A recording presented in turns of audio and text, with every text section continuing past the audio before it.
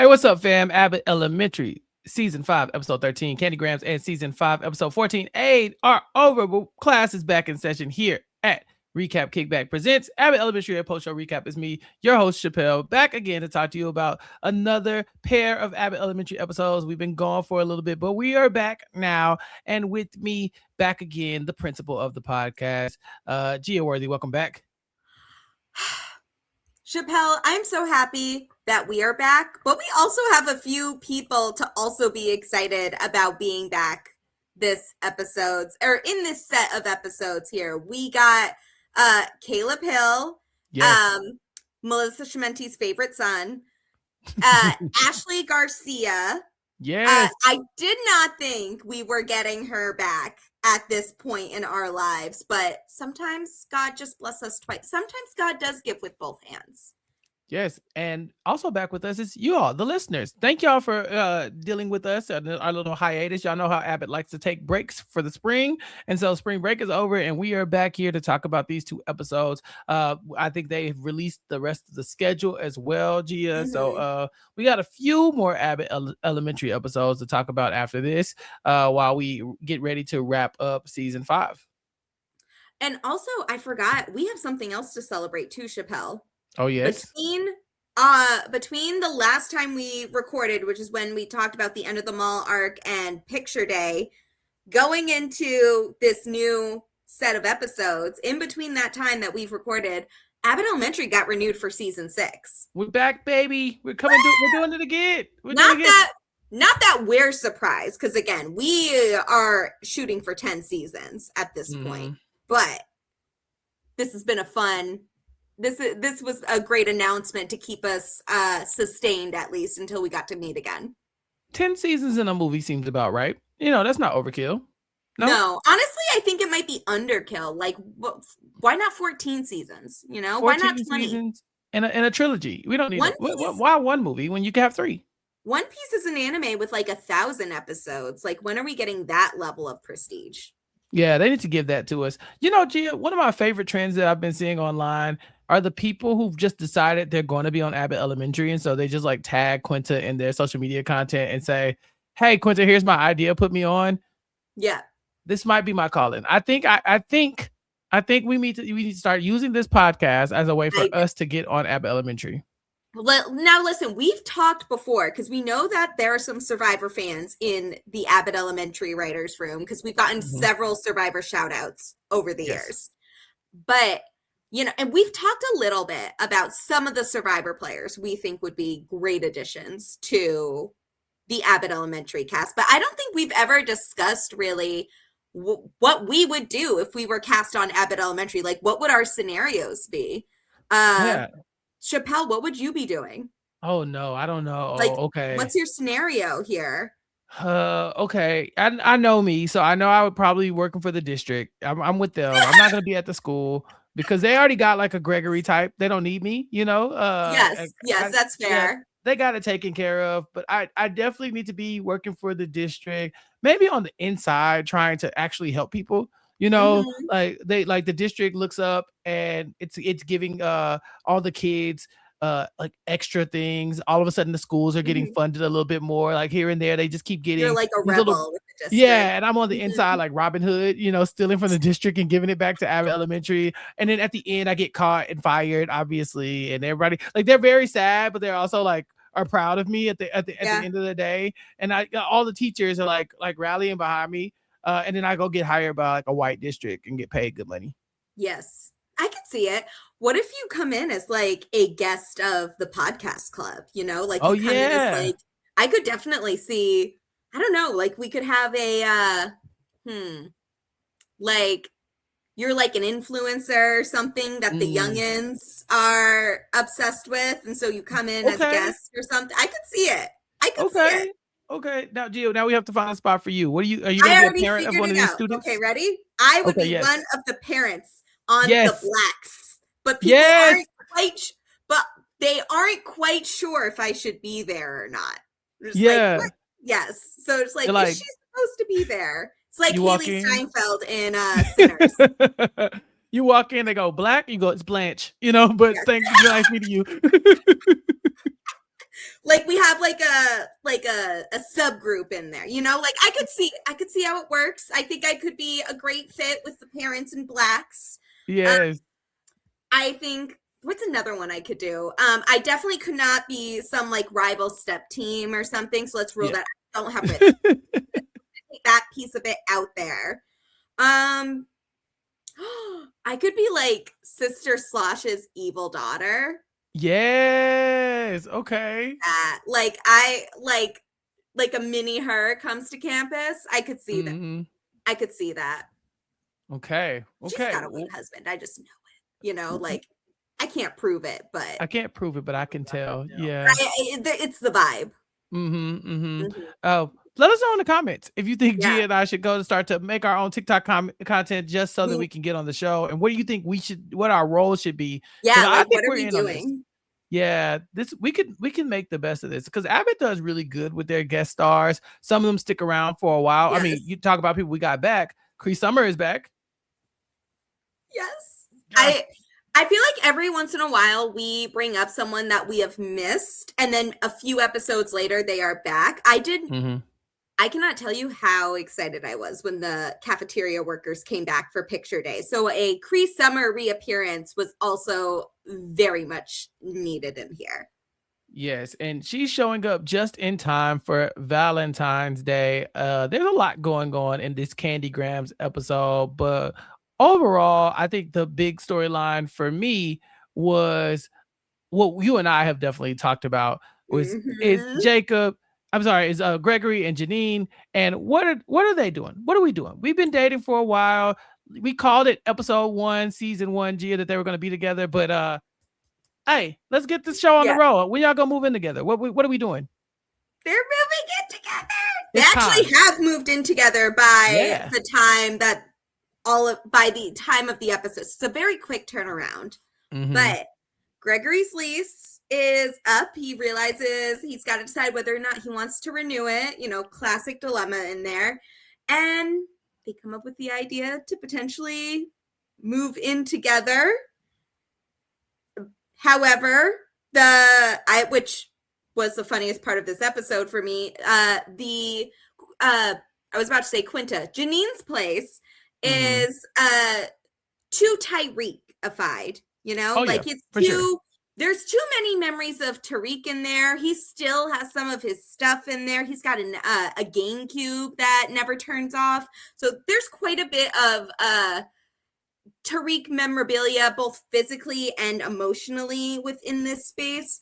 At first I thought it was a little weird that Gregory didn't want to, like, wasn't going to move in here, like, was making such a big deal about it. But after I thought about it as, like, what would a mature adult here be thinking? I'm like, okay, I kind of see his point. I think, like, this makes a bit of sense. Right. I think there's a world where you're like, okay, Gregory, get over it. It's fine. You know, Tariq's gone, move on. But Tariq's not really gone. That GameCube is still in there. It's on. His writing is on the wall. You know, he's been measuring his own height. Him and Janine lived there together for a long time, you know. It's literally the only place it looks like Janine's ever lived in her adult life. So her and Tariq live together. I mean, he still has a key. When we revealed that Tariq still has a key, that's what at that point you have to be like, all right, Gregory, you have a point. I'm right. Okay, I understand. And like, because for us, we're like, it's Tariq. Like, what are you worried about? But I do realize, like, okay, this is a little weird, you know. We knew there would be conflict between the two of them when it came time to have to find a place to live in. We talked about how Gregory's kind of A-type in the way he presents himself. Janine's a little bit more relaxed and a little bit more whimsical in her presentation. And so we were thinking, okay, who's going to move in with who? But Gregory has a plan. He says, why don't we go house hunting as a date for fun? Gia, if someone told you this, what are you thinking? We're breaking up. Like, I don't care if that's the love of my life. You are not about to take me house shopping as a fake date. Like, fake house shop, that sounds like homework. Okay, as someone that has done the apartment hunt before, that is stressful. I'm sorry. Like, and they don't even always give out like little snacks like during open house and everything like that. There's no point in it. Like, this was possibly the part, like, the Tariq's GameCube that never turns off, and that has like because he never got a game card in there, so he's like saving all of his stuff. That is more believable to me than this let's go fake house shopping for fun. Like, that's not fun. That's not Gregory, I don't even believe you think that's fun. He likes house hunters, but I don't see it. I can't do it's not even a funny joke, Gregory. Work on your material. But this was possibly the worst part of the whole episode for me. So the idea is that they're going to go house hunting so they can try to look for ideas for their decor, right? Like, oh, let's go look around and get some setups for what other people are doing. And then we'll try to, replicate some of that in our own home. Janine loves this because she loves Gregory, right? So he can do no wrong in her eyes, really. And so she's like, all right, I'm down. As long as I don't have to leave my apartment or get a new apartment, I'm fine, because I'm just happy going to look for other apartments with you, kind of as a joke. She really gets into the character and all this stuff. But Gregory really lets his shows his cards, I guess, a little bit when they get to this one apartment complex, and the guy showing them the apartment gets locked in the bathroom because it's bring your own doorknob in that bathroom. And Gregory starts pushing this as a potential living arrangement. Now, Gregory, nothing about anything that we know about Gregory says that he would be okay with this.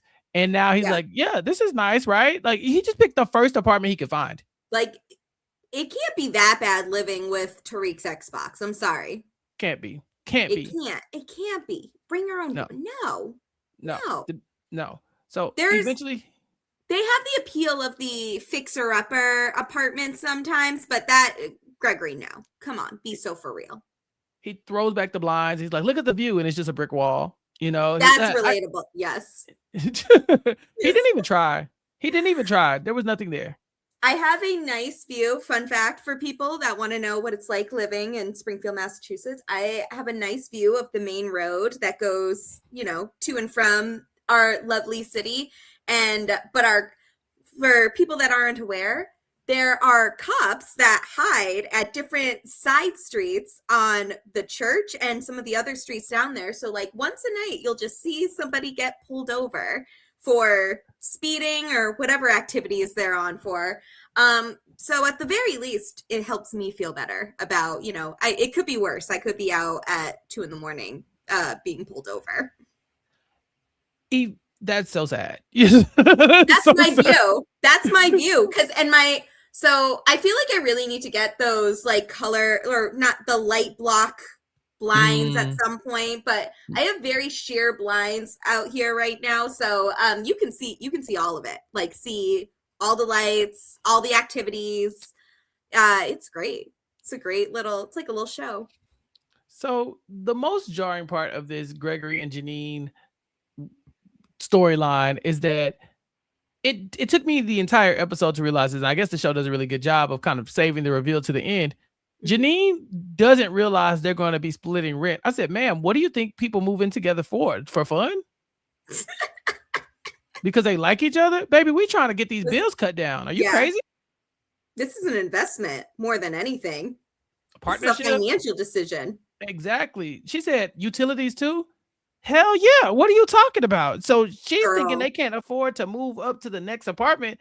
Greg's like, I got $400 I could put on this for real. So Tariq honestly was living his best life, and Janine just didn't know there was another way of living. Janine was really just playing house that whole time. Because what do you mean? Like, you're just not used to your partner paying bill. And we love Tariq, right? Like we are Tariq fans here. I love what they have done with his character over the seasons, but we know they were not right for each other in season 1. It's just like, this just reinforces, like season 1, Tariq had his moments, but overall we were just ready for the breakup as soon as possible. If anybody ever suggests moving in with me, the first thing I don't hear like, oh, this is a big step towards marriage, or oh my God, this relationship is so serious. All I hear is the bills are cut in half. Oh my God, how are we going to split this? What do you want to pay for? What am I going to pay for? Like I'm pulling out the Excel sheet, I've sat down with I have my whole little document ready. Like, okay, bet I've already been putting thought into how we're going to split this. Yeah. Janine was just so far off base. But luckily Gregory's there to bring her down kind of like to reality a little bit about, what this could mean. Now, this is a very big step. Like although it's a business decision, this is a very big step in the Janine and Gregory relationship that we've been tracking since season 1. I did not think it was going to happen so soon. I know technically, like Abbott Elementary, it kind of like suspends belief for how much time has passed between each of the episodes and things like that. So I did not think we were going to get a move-in at this point in the season. I thought maybe that would be like the finale episode of season 5. So that's not what we ended up getting. It happened kind of fast. I'm like, you guys just started dating, but really they've been together for a while. What is it now? Like 2 seasons? Yeah, like officially or like in our mind? Because they've been in our mind, it's been like 6 years. So I guess basically been dating for about 5 years. Like, like who else are they gonna date? Right. It's like, go for real. Stop playing with us. So these are our parents, right? Like they're moving in. They're taking that next big step. I think it will lead to some very fun moments because we do know that these are both quirky characters. I'm very excited to see how it moves forward. I'm sure we will get like a game night part 2 or something like that with some of the characters we saw in the previous game night. But I'm excited for us to kind of explore that opportunity to see like Janine and Gregory sharing a space, both the highs and lows of it.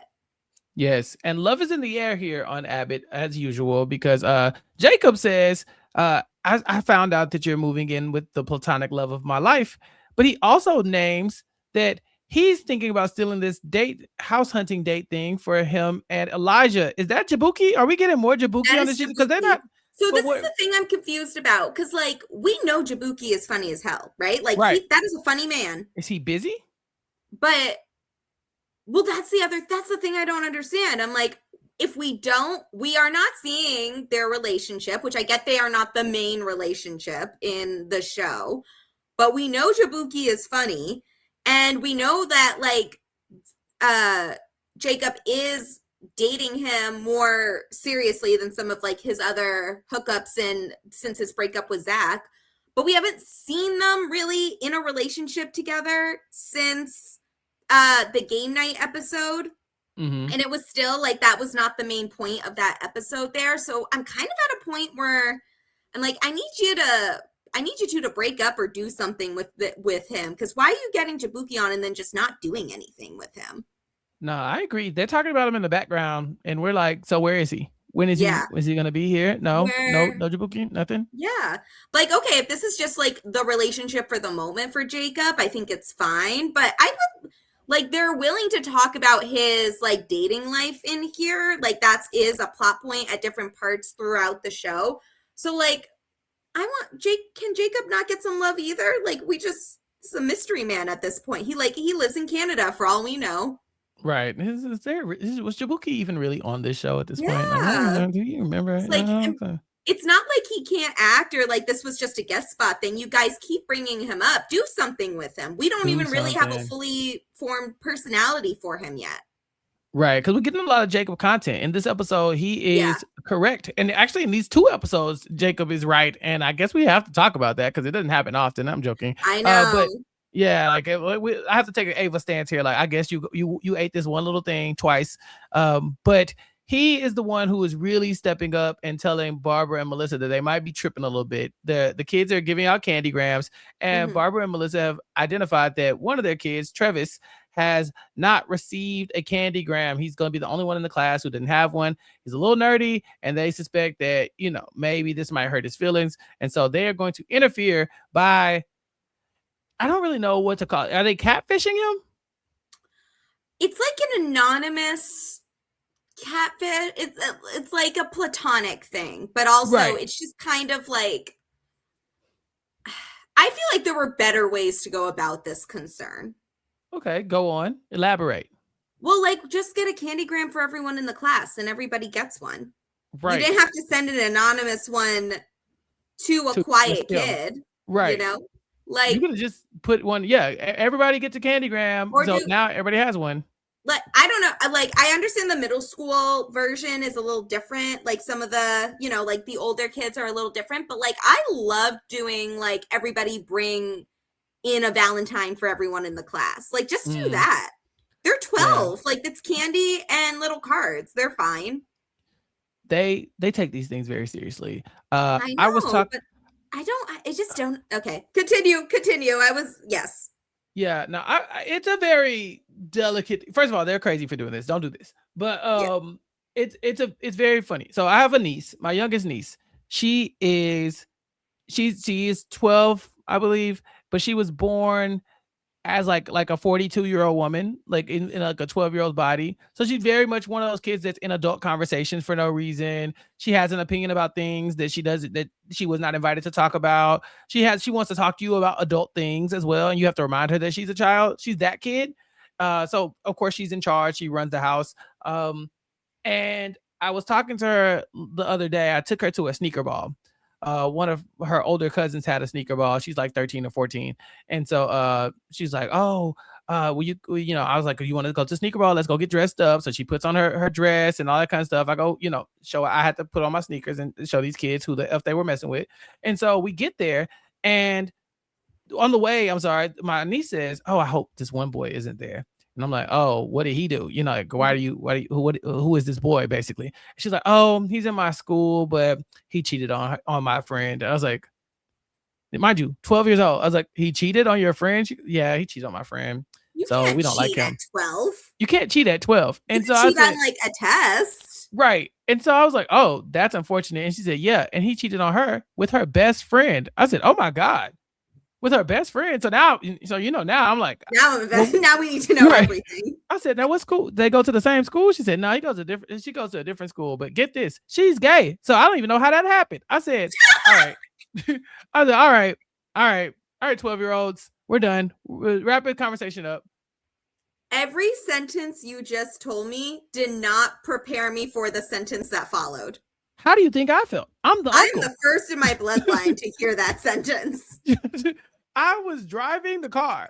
I looked. I said, "What?" She said, "Yeah, how that work?" She said it to me, you feel me? I was like, "What?" And so I told her, "Nobody's dating anybody, and nobody's cheating on anybody. Yeah. Okay, so let it go." And so we didn't talk about it anymore after that. But the fact that she had this elaborate story, mind you, these kids don't go to the same school. They're 12. They're not driving to go see each other. So I'm not even quite sure what this cheating looked like. Yeah. But what activities are you taking part in that kids from other schools? Right. Why did you definitely ain't got no transportation over there? So I don't know how you met these kids, but the conversation was hilarious because again, these are 12-year-olds. I don't know how they came up with this elaborate whatever is going on in their heads, but I have to let her have it. Because they're right. The love lives of children are so messy and funny because they're bored. They have nothing else. They have nothing else but to come up with, like, they're just using their imagination to do crazy stuff, And even when I used to teach high school kids, I've said this before on this podcast, but my favorite time of the year is prom. It's prom every time. Yes. Because you see the people start to maneuver. You see the tensions growing between everybody loses their minds. Yeah, they're losing it. And now these kids started doing the promposals a few years ago. A decade or so ago. I sound like an old ass man, but they started doing the promposals, trying to go viral doing that. So yeah, you get a little drama here, and so I'm always like, turn this up a little bit. Now at 12, yeah. When I hit 9th, 10th grade, oh yeah, I want to know everything. I want to know who's mad, who's sad, who got left at the altar. I want to know it all. Oh yes, please tell me everything. Like, it's got to be hard as a high school teacher because you have to pretend that you're above it all and that you don't want to know the drama between everyone. Right. But we're not above it all. We're not. We want to know everything. I want to know everything. I don't care that I'm twice as old as you. Tell me all the tea. What? I've chaperoned the proms before. Me and the other teacher standing in the corner talking trash. Like, well, you did you hear about the promposal? Oh yeah, girl, she didn't even like that promposal. Yeah, but she said yes anyway to get back at her best friend. We be in it. Okay, so I understood Melissa and Barbara on a molecular level. Like I was like, I get this. I understand wanting to get involved, but I was shocked when it turns out that I have her in my notes as anonymous young lady. She said her name was not our business, and you know what? I agree with her. She said it. I was trying to give her the gold star of the episode. I thought she was our star student this time around, but damn, I can't know the little girl name. She said, "Don't worry about that. Just know my man don't need no pity skittles." Pity Skitties. I think it was. I think she is our child of the week. She's got to be our child of the week. She lined him up. She lined him up. When they said, well, we sent him to Candygrams, she said, that's disgusting. And she was right. She was 100% right. Yeah. Travis is, he's got a girlfriend. And he said, for the record, I always will. So clock it. That's true. Clocked my tea. Okay, Travis. Right. Got us together real quick. So why are 12-year-olds' love lives more stable than mine? And riddle me that. It's not only stable, but also interesting. I was like, well, what else, y'all? Who else is involved in this? Because she popped out. She was not ready. She was not playing no games. Someone told her. Someone that wasn't Travis told her about this, that she felt the need to come to a school that was not hers, mind you, and make a scene about who sent her man a candygram. It is just a candygram. You know what I'm saying? Like, God dang, girl. He'd be all right for candy. But it's a Valentine's Day candygram. Mm-hmm. You disrespecting her on loud. The apology has to be twice as loud. Facts. True. It's true. So, speaking of disrespect here, we have to talk about Oshan and Ava. This is the best storyline. I have opinions on this. Ooh, I got questions for you too. So let's talk about it. I love Ava. Okay, first and foremost, love Ava. This lady can do no wrong in my eyes at all. And the idea, because we kind of laid the foundation for this during the first season of Abbott, and then we circled back to it when that brief moment when Ava was basically fired. Where it's like, is Ava living above her means? Is she wealthy? Is she rich? How is she making her life? Like, her life is so lavish from her point of view. Mm-hmm. But like, we're like, you're a teacher at the same school that they're at. Like, there's no way you have this. But Ava has never disappointed us. She's never let us down. When they thought that she was lying about having her, what was it? They went to that building and she was having that little I think that seminar or something like that. Oh, yes. Yeah. Like, no, like, she's never once faltered. Okay, so seeing Ava, she never slips. She never falls. Yeah, so seeing Ava surrounded by all of her gifts from all of her suitors, and the people, she's everybody's one who got away. I said, this makes so much. It's so true to the character. Yep, it fits. It fits the bill. Mm-hmm. I have a thought about Oshan's reaction to this reveal.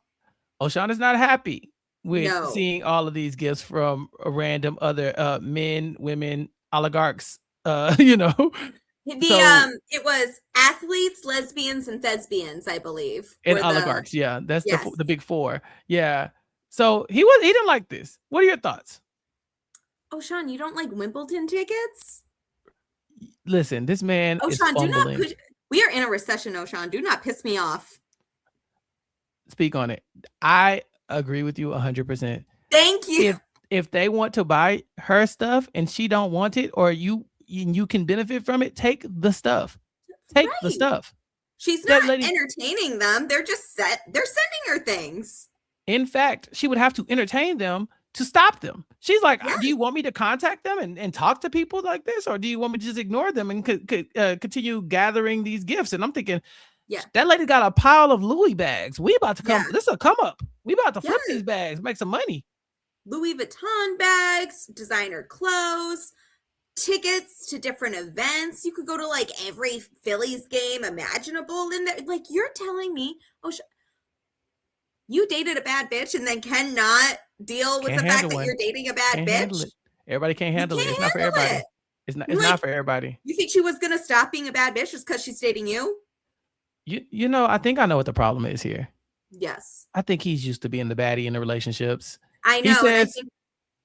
He is. I think he's used to being the catch, and he does not, he has met his match. Mm-hmm. He said, I haven't seen this many hearts since I put my Instagram page on public. It's like, but now you do see them. Care. Yeah, but now you do see, you see how the other side lives now. He's not used to that. He's used to people telling him. You're the only one getting hearts on their Instagram pages. Be so for real. Be for real. It's not like she's sending them Valentine's Day back. They just send her stuff. And again, you're dating a bad bitch. You're gonna get bad bitch behavior in return and bad bitch gifts. It's math. We love gifts. I'm sorry. Yes. Get the gifts. Get the gifts. I love gifts. That is my love language. I'm a big fan of gifts. Like, yes. Unfortunately, I like that will never change. Like, the gift. It doesn't matter who the gift comes from. Like, just we want the gift. Mm-hmm. Like, and you're telling me that the gift, like, the FIFA World Cup is coming up, and those tickets are so expensive. So if someone wants to, you know, just show us appreciation and get us tickets, you know, like preferably the Cancun one, but that's just my, you know, throwing it that's out there. I know. Yeah. That's my preference, but I'm not that we'll settle for we'll settle for others. I'll settle for another one. It's fine. But I took a peek on the social medias to see what other people's it was a very mixed reaction for this. So I'm curious on what our next Oshan appearance is going to be like, because I think other people are, I was expecting this to be specifically like a Gia and Chappell opinion, and I think it's pretty mixed. I think there are a lot of people that agree with us on here that like, this is what happens when you date a baddie. Sometimes you have to be at the bar and just know that woman's going to walk away from you, come back with a drink. But if y'all have a good understanding, that drink isn't for her, it's for you. You know, she brought you a drink. Yeah, that man they bought her 2 drinks. One for you and one for her. A drink. But us a drink. We a drink. That's one drink I don't gotta buy you. Now we done saved $8. You know what we doing? And they're in Philly, so it's probably more like 12. Oh my God, yeah. I'm using Texas prices down here. Okay. Yeah. We're talking double digits for drinks up in the Northeast area. Yeah, and if somebody else is buying it, Top Shelf. Exactly. You know, go right up there, double that. Yeah, exactly. Yes. What's the other one? Make it a double. Grey Goose. That's what I was thinking. Grey Goose. Yeah, put that goose on it. Yes. Yeah. So I don't know. He didn't love this. Ava, of course, sees no issue with this. And then, of course, Mr. Johnson, who we know is one of the 2 people in Ava's inner circle, he tells her, him and Ava against the world. Besides us, right? Like, that's the way he forgot us, but I'm gonna let it slide. He told her, imagine how Oshan feels. And so she does send the gifts back, and then they have a really cool moment together. But I'm like, where'd you send them? Did you send them back, or did you like, you could have flipped them? Are they in your bunker downstairs? Like, you can tell us, Ava. Yeah, she's like, are you and Oshan going to get married? Like, damn, you giving away Louis bags. Are y'all that serious? Like, you guys haven't even moved in together yet. Like, stop it. Like, you're not Janine and Gregory. Be so for real. That's them are birthday and Christmas gifts for people. Can you imagine being the auntie that pops up with all the Louis bags for all the kids? Yes, that's my dream. like you get a bag, you get a bag, you get a bag. My dream scenario in any holiday situation is just stunting on all my other siblings with the gifts. Mm-hmm. That's that is my goal in life. And like, you're telling me Ava just gets it given to her and Oshan is ungrateful? Like, that is my dream right there. I can't co-sign. Listen, we love the Ava Oshan duo. Mm-hmm. But Ava cannot be the only person making compromises in this relationship, okay? Because, like, Oshan, you don't even have a Louis bag to compromise with, let alone multiple. Points were made. Yeah. So I'm just saying. That pretty much wraps up episode 13. Episode 14, as we know, is called Aide. And immediately I knew what was going on here, because Janine's classroom, it started off a little light. She lost a few students at the mall. They transferred schools because that's what they should have done if they were being taught out of a mall. But unfortunately, the other schools in Philly aren't doing as great either. And so they end up having to fill Janine's classroom with 5 new transfer students, bringing her student count up to 42. And that's so much for one teacher to handle, especially with the little kids. So Janine goes and demands an aide from Ava. The moment she did this, Gia, I knew where we were going. The moment I said, we've only really known one teacher's aide in this entire Abbott universe, and it was Ashley. And I said, if they bring back Ashley, I'm going to scream. Well, she's back. She's back. See, I get that with the, like, But I just wasn't sure if they were going to go there right away. Like, what if this was, they like to pop in with some like guest spots here and there of characters we're never going to see again. But I was pleasantly surprised that we got a return of Ashley. And I think this might have been her best appearance so far. This was a really funny episode with her. It was. Janine's kids are out of control. They're doing backflips. And I'm not talking about her actual students. These are the new kids. The new kids are doing backflips. They're bringing toy weapons. And she just cannot get them together. Ashley at first is not a lot of help, but this random ass storyline that Ashley has, I'm very confused about what is going on here.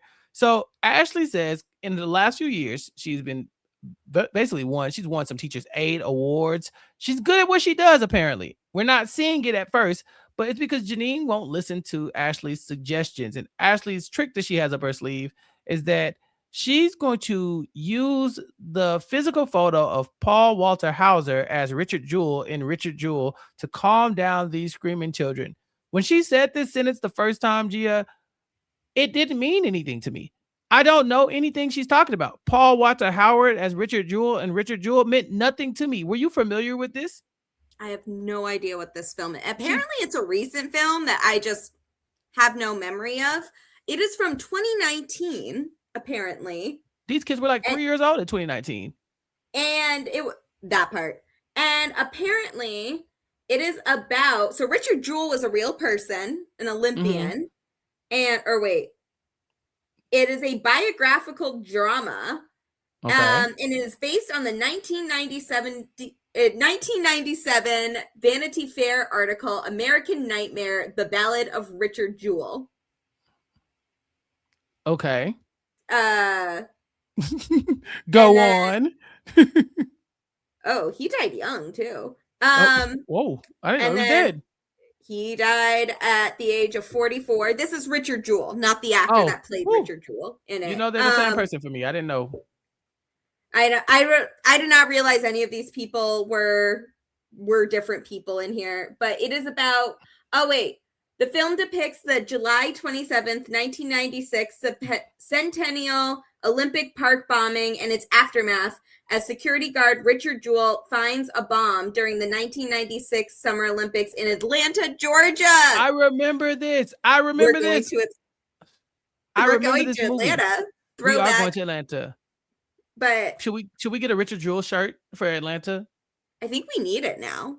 So I remember this trailer. I don't remember this 1996 bombing, but I remember the trailer. So this guy gets, from what I remember, he's like saved a bunch of people during the bombing, and then the FBI was like, but how did he do it? And then they decided to make him the number one suspect. Yes. Okay, yep. And I'm like lightly grazing the summary right now, and he does he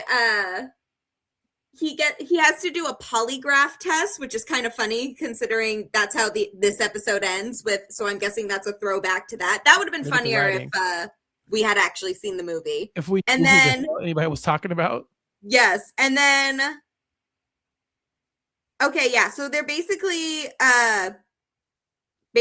they make him a prime suspect in this case, and then tell him with an he is informed by a formal letter that he is no longer under investigation. And then eventually in 2003, he's visited and told that Eric Rudolph has been captured and confessed to the Centennial Olympic Park bombing. See, this man saved a bunch of lives, and the FBI made him the most hated man in America that quickly because they thought he bombed the same thing that he rescued the kids from. They basically thought he set it up. Yes. I remember seeing the trailer. That said, I do not know what the hell Ashley is talking about. Why are kids silenced by the image of Paul Walter Hauser as Richard Jewell and Richard Jewell? What is it about this moment that makes these kids be quiet? Have you heard that he's also an American actor and professional wrestler? No. I did not know he was a wrestler. That's Paul Walter Hauser. Not Richard Jewell, the late Richard Jewell. Not Richard Jewell, but these are two different people. And then let me see if I can find, I need to find the photo. Hold on. Richard Jewell film. I'm going to see This if I is can find the crazy. photo she uses. This is important to me. This is research. Oh, I think I found it. But Okay. Yeah, that's the picture. That's the don't you exact feel photo. calmer? Oh, Clint Eastwood made this. Oh, I knew something was problematic about this whole situation. It felt off. Waving my finger at Clint Eastwood. Yeah, it's me. I don't trust it now. Why this man? Our writers gave us this ridiculous storyline where these kids care about this man's image. But Gia, why him? Is this the most obscure person and image that we could come up with? Because I think so.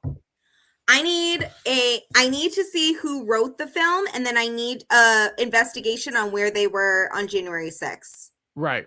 Top priorities on here. Let me see if I can find that.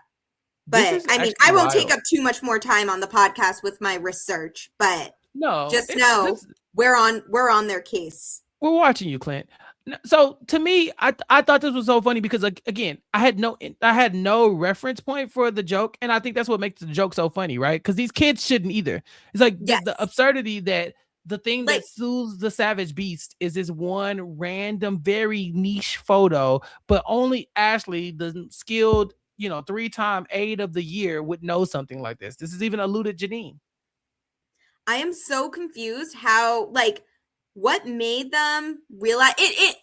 I like it as the solution because it is so random, but this is exactly what kids are like, that they get calmed by the weirdest things. Mm-hmm. But I need to know the lore behind why they decided to use this image and this for this movie in particular. Is it like when I watched Sinners and then made it my whole personality for a month? Like maybe that's what happened there. Like they watched Richard Jewell and was like, we need to make an episode on that. I don't know. But I'm intrigued. No, I love this from the writers. I really do. So that it works. The kids calm down, and Janine has a new favorite Aide with Ashley. Now, Ashley, of course, is she's still gonna be Ashley, okay? And so at some point she is going to go deeply unserious. She'll go help Ava reset her algorithm. Honestly, that's probably like the coolest job in the world. It's like my algorithm has been showing me things I don't like. Can you come watch a bunch of videos so that it tricks you into believing something I'm somebody else? That is the role I was born to play. I figured it out. Actually the dream job. Because I could get lost in a TikTok. My algorithm on social media has gotten so skewed because the ADHD, ironically, we're going to talk about that, but the ADHD kicks in, and I will go down a wormhole about the thing that I never knew mattered to me. And then, of course, the internet says, okay, so that's your new personality, right? That's all you want to see. And for the next 3 weeks, you have nothing but content that you're tired of. I already watched all that. I don't need to watch it anymore. Mind you, I enjoy, it's legal in Massachusetts, I enjoy a nice CBD gummy to help me go to bed. But while I'm doing that, every once in a while, you'll find me perusing on TikTok. Just scroll just scroll through, see some random little fan edits and tidbits here and there. Tell me why I've been on Mount Everest TikTok for the past, for the entirety of 2026. It's been at least 3 months, and it is fascinating because they're talking about all the things people did that they died during the summit, which is also, why would you climb Mount Everest in the first place? But also then you learn about the process of climbing up Mount Everest and all this other stuff. And it's a lot, but they reeled me in. There's a very nice blonde British lady that explains it to me, and I feel comforted. It's my Richard Jewell. There you go. Yeah. I have gotten lost in many a TikTok wormhole. And honestly, I do blame my attention deficit disorder. I was diagnosed with ADHD as a grown ass man. When I was a child, I used to tell people that something's off. I feel like or people would tell me something was off. It was always teachers were always like, he's so busy, he's so energetic. He's always talking, never sits down. He finishes work and then he just harasses other people in class. He just won't stop talking. He just won't stop. He won't sit down. He's a good kid, but he's just so energetic. I heard that so many times. He'll start this thing and never finish it. All those things, right? And my whole life, everybody was like, "Oh no, this is you just need to be disciplined and all this other stuff." My little brother, however, is about 7 years younger than me. Oh no, he started getting those comments, and magically, my mother, who when she was 25, she had me. When she was in her 30s, she had him. So she's older and wiser and actually a good parent. So she takes him to the doctor and they medicate him. And oh my God, look at him. He can sit down in school and do his work. He's so well behaved now. Meanwhile, I had to thug it out. I thugged it out until I was a grown up and could not thug it out anymore. And hearing Barbara and Melissa talk about the ADHD and the pills that they put people on, these are definitely conversations I've heard before as an educator. I've definitely had conversations with parents where it's like, hey, you should get your kid tested for ADHD just in case, so you'll at least know that you need to take extra care, or maybe do some extra therapy, whether it be like home exercises or practicing, with memory and attention and all that kind of stuff. But then also the pill. And when people hear about taking ADHD medication for their kids, a lot of people have a stigma attached to it. They don't want to medicate their kid. They see the energy is low when they take the medication. They're not really being themselves, and they push back against it. And so a lot of students are kind of raw dog in life without that pill, and they could use it. They could really utilize that pill. And so seeing them have that conversation here, it kind of took me back to the old Abbott days where they would be pushing, not so much pushing, but like bringing awareness to a social issue while still having a good time talking about it. So I really did enjoy the storyline. I did. I also really liked it. I don't know too much about, I know that there was, there has been stigma. I have OCD, but, there's always stigma around medication to treat kind of like outlier, like non-physical, conditions, whatever that may be. So it's definitely not the same as ADHD, but, it can be kind of in like the same idea of the stigma around medication for that type of treatment. And I think in part of it is, because there is a change in the generation and how they look at these type of conditions and the treatment for these conditions. And I think they do a really good job of explaining it with Dom about how, he was really embarrassed by the idea that he would have to take medicine. He put it off for a while. And then once it finally got to a point where he decided to give it a shot, he realized that that medication was actually really helpful and able to get him to focus. But if you do not personally deal with something like that or experience something like that, a lot of our culture does encourage people to, treat pills or any type of medication like that as a last resort. And it just continues to kind of further stigmatize the illness, make people think that it's not as serious as it can be. And I think they did a really good job with it. It's kind of like a lens we haven't really looked into for Abbott Elementary. And I also think they did a really good job with having Dom have the conversation with Barbara about how, listen, I just think you should choose your words carefully because the way that you talk about it adds to the stigma. And she was very receptive of it, because there's still things, times change. There are still things that people need to learn. Yeah. And I'm with Dom 100% on this. If it's a shortcut, I want it. I want it. Because, Gia, I will tell you this. Kids cannot advocate for themselves as well as adults can. As an adult, I will advocate for myself and say that when I am not medicated versus when I am medicated, it's like night and day. It's like walking through a cloud all day of just like general baseline confusion.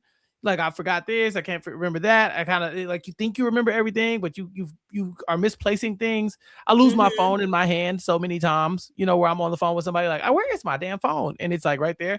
And then when I am on the limitless pill, as I call it, it's like I can see all the little what is it, like the formulas in my head, like all the things start making sense, things line up. Where I can finish tasks, like where was like this? The meme where they're doing the mental math and everything. Right. Yeah, and I'm on it, firing on all cylinders. And so I get it. I understand why some people don't want their kids. Obviously, I'm not here telling you like, put your kids on drugs.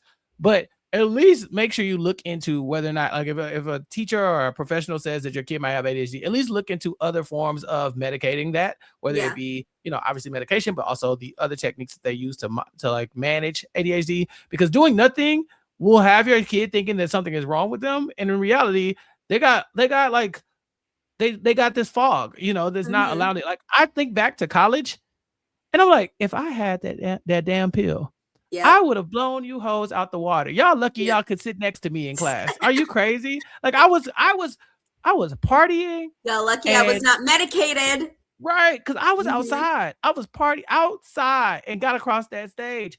So I remember being outside. Okay, imagine if I could focus and was outside. Y'all, y'all be diabolical. Y'all had nothing. Like, y'all lucky. Y'all lucky. God love y'all, because he could have. Because we really could embarrass y'all up in here. So that's my ADHD little soapbox, I guess I will get on.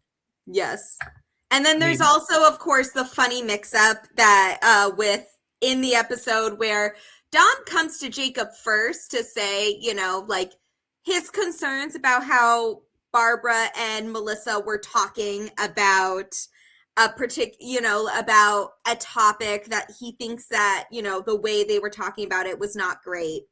And can be, like a microaggression, essentially. And Jacob is assuming it's the conversation they had beforehand, which was about Alan Cumming and how colorful he is, rightfully calling him a bicon. Thank you, Jacob Hill. And he assumes this whole conversation, that thing that Dom is worried about is that Dom is also gay, and that he feels like they are being a little, I don't want to say homophobic, but like homophobic-esque, but just a little microaggression in there. Yeah, insensitive. And how, so he's thinking he's helping Dom with a whole other conversation separate from what is actually going on here. And Jacob is also very much like, I didn't know he was gay. I did not get that vibe from him. Dom's not gay. He makes it very clear at the end that he's not gay. But he was talking about the ADHD, but also, this was a funny little side quest for Jacob this episode. Funniest joke of the episode was gay ADHD? Straight yes. Because why did y'all write that? I need to talk to the writers. I need to talk between these. What's wrong with all of you? Yeah, y'all need help. Yeah. Y'all need the ADHD pills, okay? But don't get it fixed until after the show is done. Like, whatever's wrong with you, keep it strong until we get a series finale. Yeah, we got at least one more season, and of course, like I said, 5 more into the movie. So nothing else to worry about there. No, fun storyline. Last but not least, you've already alluded to this, but Melissa's favorite son is in town. Caleb's back. Were you happy to be seeing Caleb back?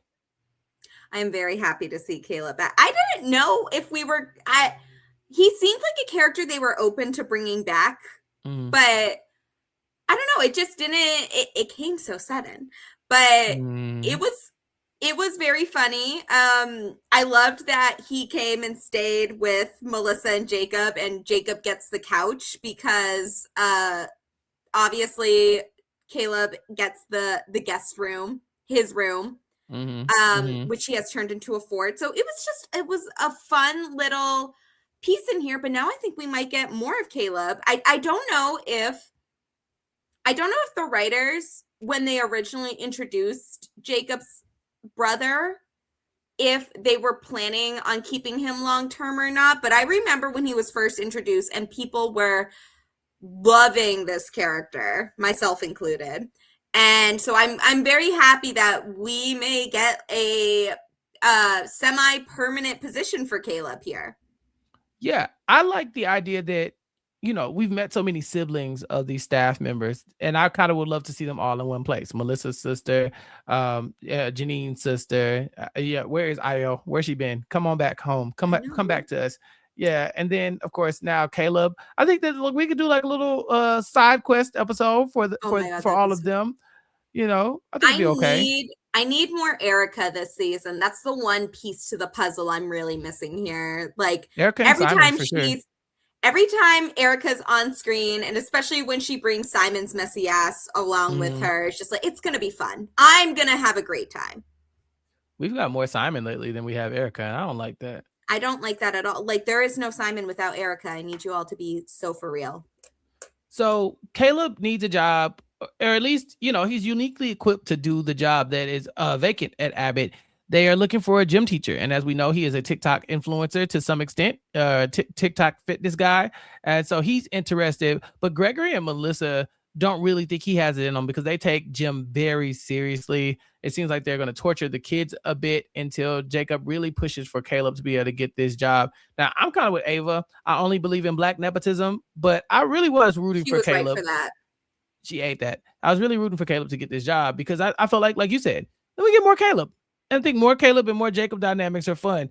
That said, again, why did we bring in Jabuki if we're gonna make this about Caleb and Jacob? What happened to the show I used to love? I also listen. I love that we have someone for Jacob that is in Jacob's corner. Yes, with his brother, because you could tell obviously Caleb loves his brother, but also like, what are we doing with this Elijah? Like, give Jacob a boyfriend that we actually can see and root for here. Like, I had no problem with Zach. We love Zach. We still get Zach here and there and a couple guest spots on occasion.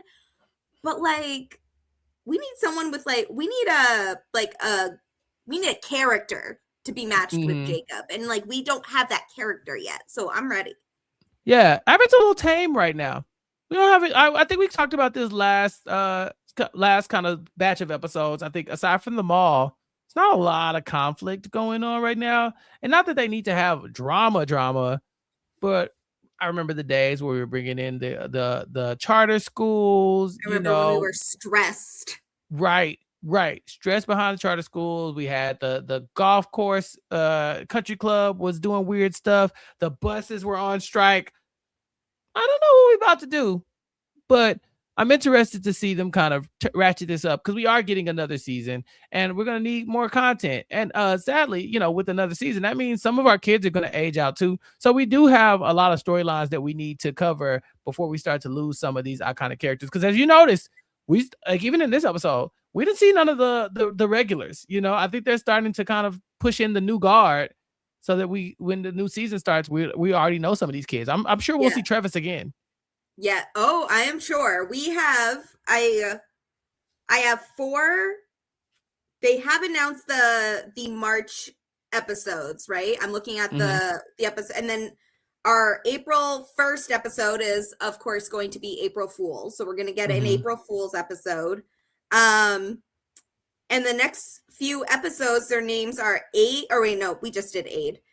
Safety Day, Campaign, No Homework, and April Fool's. So this will be interesting as we move forward to the second half, or really like the tail end of season 5. Yes, and we will be back in 2 weeks to talk about the next 2 episodes, Safety Day and Campaign. But until then, Gia, this was so much fun. Yes, it's been great. I love being back here talking about Abbott. And again, thank you all for listening and joining us. Y'all been hanging out with us for a long time. But Gia, tell the people where they can find you until we come back next time. Yes, so you can follow me at Classically Gia on Twitter, Instagram, TikTok, and Blue Sky for all of my television shenanigans. On Substack, I can be found on Bet on Black. That is where I talk about just Blackness in pop culture, reality TV. Of course, is our bread and butter. And Chappell and I have a new project you may have seen if you are familiar with Recap Kickback. We have a podcast version of the Substack called Bet on Black. But for the podcast, we are covering Black excellence in reality TV, specifically competitive reality TV. So we just finished an episode. It is posted on YouTube. Please check it out. It is about Vesepia and her win in Survivor Marquesas. Chappell, are we ready to tell the people what our next episode is going to be? Who we're talking about in episode 2 of Bet on Black? Yes, go ahead. Because Gia put me on, y'all. So if y'all haven't gotten familiar, we're going to make sure you are by the end of this.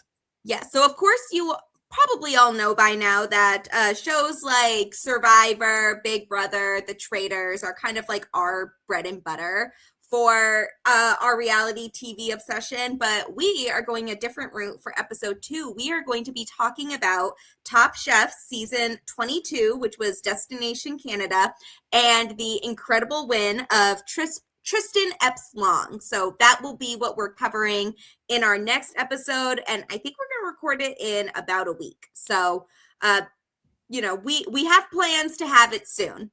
And that's going to be such a good time. Check out our Vesepia content and then our new content, but make sure you subscribe to the Substack to catch Gia's Bet on Black newsletter and to keep up with all we have going on. As far as Recap Kickback is concerned, we just had our America's Next Top Model panel. Gia was there, of course, and we talked about the Inside America's Next Top Model documentary. So if you haven't already seen that, go check that out on our Recap Kickback YouTube page, youtube.com/@recapkickback. Mari and I this week are talking about Tiana Taylor and her Oscar prospects for One Battle After Another. So we will be covering that this Thursday. That should be in your podcast feed. And I think in a couple weeks, we're going to be talking about Cross with Jason Reed. If I'm not mistaken, Bet on Black season 2. I mean, not Bet on Black, Beauty in Black season 2 is coming back. So we'll be talking about Tyler Perry again. Yeah, a lot of content here on a Recap Kickback, but the only way to keep up with it is to subscribe. recapkickback.com/subscribe or youtube.com/@recapkickback. But that's it. Class is over, but we will catch you all next time on Abbott Elementary Post Show Recap right here on recapkickback.com. Peace. I've been trapped behind Swan Maria, isolated like it's North Korea. Smaller city with some bigger dreams. The wall is cracked, I'm looking in between it. The world is yours, but man, I gotta see it. They say it's hard, but man, I gotta see it. The air I'm breathing can't feel my chest. Wait on life, I wanna hold my breath. I'ma get in my goddamn self.